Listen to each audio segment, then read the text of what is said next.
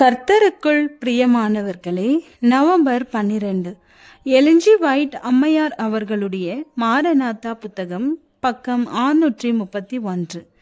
இன்றைய தியானத்திற்காக தெரிந்து கொள்ளப்பட்ட தலைப்பானது கண் காணவும் இல்லை, காது கேட்கவும் இல்லை.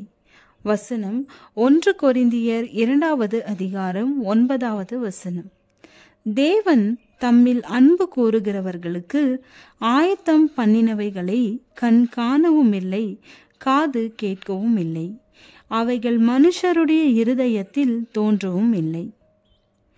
உண்மையாகவே தேவனை நேசிக்கிற பிள்ளைகள் மற்றவர்களுக்கு ஆசீர்வாதமா இருக்கும்படி அவர் தங்களுக்கு கொடுத்திருக்கிற தாளந்துகளை மேம்படுத்தி கொள்ள விரும்புவார்கள். எதிர்காலத்தில் அவர்களை அனுமதிக்கத்தக்கதாக பரலோகத்தின் வாசல்கள் விரிவாக திறக்கும். வாருங்கள், என் பிதாவினால் ஆசீர்வதிக்கப்பட்டவர்களே, உலகம் உண்டானது முதல் உங்களுக்காக ஆயத்தம் பண்ணப்பட்டிருக்கிற ராஜ்யத்தை சுதந்தரித்து கொள்ளுங்கள் என்று மகிமையின் ராஜா தமது மிக இனிமையான கீதம் போன்ற குரலில் கூறுவதை அவர்கள் காதுகள் கேட்கும். இவ்வாறாக கிறிஸ்து அவர்களுக்காக ஆயத்தம் பண்ணி கொண்டிருக்கிற வாசஸ்தலங்களுக்கு மீட்கப்பட்டவர்கள் வரவேற்கப்படுவார்கள். அங்கே பூமியின் பொல்லாத மக்கள் அவர்களின் தோழர்களாக இருக்க மாட்டார்கள். மாறாக பூமியிலே தெய்வீக ஒத்தாசையோடு பூரணமான குணங்களை அமைத்து கொண்டவர்கள் இருப்பார்கள். பாவ சுபாவம் ஒவ்வொன்றும், குறைகள் ஒவ்வொன்றும் கிறிஸ்துவின் இரத்தத்தினாலே நீக்கப்பட்டு விட்டன. நடுப்பகல் வரை ஒளிரும் சூரியனுடைய பிரகாசத்திலும் சிறந்த அவரது மகிமையின் பிரகாசமும் மேன்மையும் அவர்களுக்கு கொடுக்கப்பட்டிருக்கிறது. அவரது குணத்தின் பரிபூரணமும் அவரது ஒழுக்கத்தின் அழகு நிலையும் அவர்கள் மூலமாக ஜொலிக்கிறது.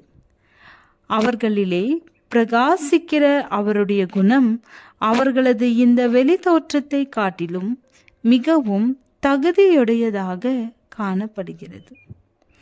அந்த மாபெரும் வெள்ளை சிங்காசனத்திற்கு முன்பாக குற்றமற்றவர்களாக காணப்படுகிற அவர்கள் தூதர்களுடைய சிறப்புரிமைகளிலும் மேன்மையிலும் பங்கு கொண்டவர்களாக நிற்கிறார்கள்.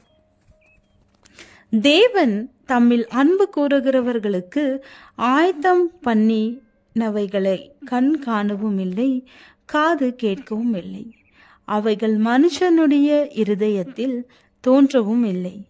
அவனுடையதாக பேசுகிற மேன்மையான சுதந்திரத்தை பார்க்கும் பொழுது மனுஷன் தன் ஜீவனுக்கு ஈடாக எண்ணத்தை கொடுப்பான்.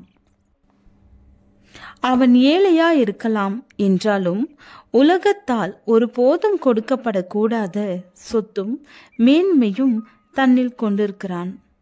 பாவத்திலிருந்த கழுவு சுத்திகரிக்கப்பட்ட ஆத்துமா அதன் அனைத்து மேன்மையான வல்லமைகளோடும் தேவனுடைய சேவைக்காக அர்ப்பணிக்கப்படும் போது உன்னதமான ஒரு தகுதியை பெற்றுக்கொள்கிறது.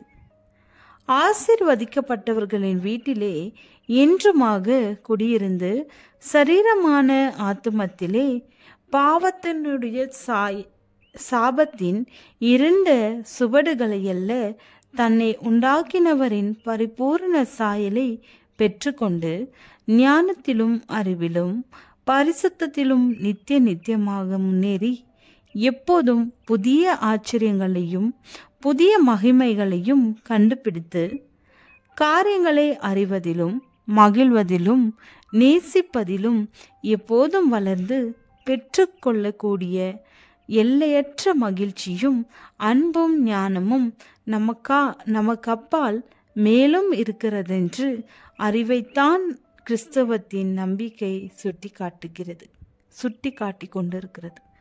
ஆமென்.